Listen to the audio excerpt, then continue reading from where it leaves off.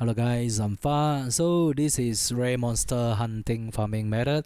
I drop a lots of divine on the ground this league. I observed that they usually drop by rare monster, and it happened very often when I get 3000 or above primer whips.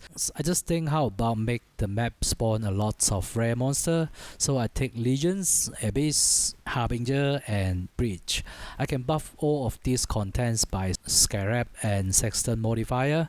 I also use beyond map crafting because we have many monster in the map. When I running this farming method, I heard exalted orb drop sound every map. I heard divine orb drop sound every 2 or 3 maps. Sometimes I heard divine orb drop sound twice or above in one map. I actually don't care about farming efficiency. I just do it when I'm making content. So this is the result for first 4 maps I run in this method. It costs nearly 1 hour. I think it can be faster because I didn't make my loot filter yet, and I'm not get used to run this method yet. The cost is around 131 chaos. The profit is around 9 divine per hours. I just put everything that what I get in these 4 maps in this stage and check the price with POE stack. I already untick every small currency and also untick every map I found because we didn't count map costs. I feels I'm getting farm. I feels excited when I found many whips in the underground, and I feels dangerous. You need a very good strong mapping build when you run this method, or maybe I should say in this league. This is what I expected when league start. I feels the monster is very tough this league, and of course it gives us more reward. It's very interesting for me, at least for now. I change my farming method always. When I get bored, I will try another farming method. That's what I do and how I enjoy the game. So you don't have to be curious why I always share different farming method. If you try my farming method before and you found something you like, you can keep that and replace the content that you don't like. So let's talk about Atlas skill tree a little bit. We'll start from legions. Legions spawn at least 10 rare monsters.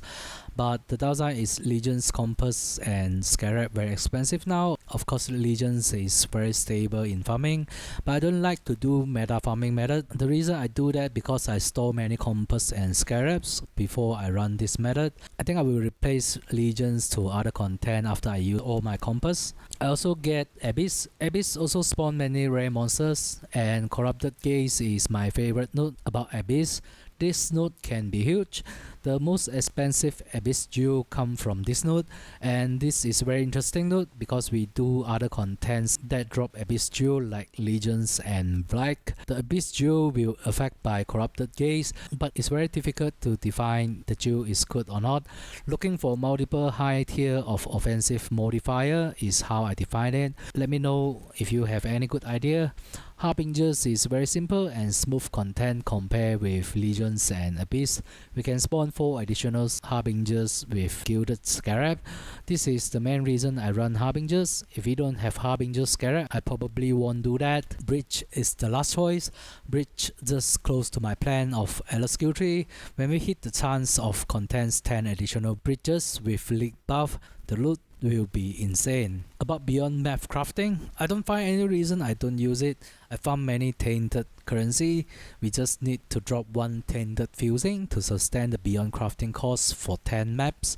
It's actually not hard to drop, and my maps have many monsters. There are many beyond monster spawn, so I think beyond crafting is worthy to get. Either of us, I actually so greedy. I try to get every quantity and rarity buff before I run all of these contents, but it's too difficult for now, so I plan to have a headhunter this league. So the main concept of this farming method is just add more rare monster and buff them with primal whips, but we not always get primal whips in underground, so it's depend on luck sometimes.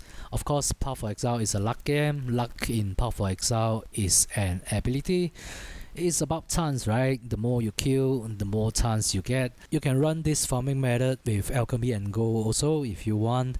I also get 3 divine when I alchemy and gold in this farming method. I think it will be more divine if I run full invest. And I also feel the leak buff have very good effect when the buff on specific contents monster like Harvest. I dropped 2 Divine from Harvest rare monster in one Harvest before, and today I dropped 2 Divine from Richest monster.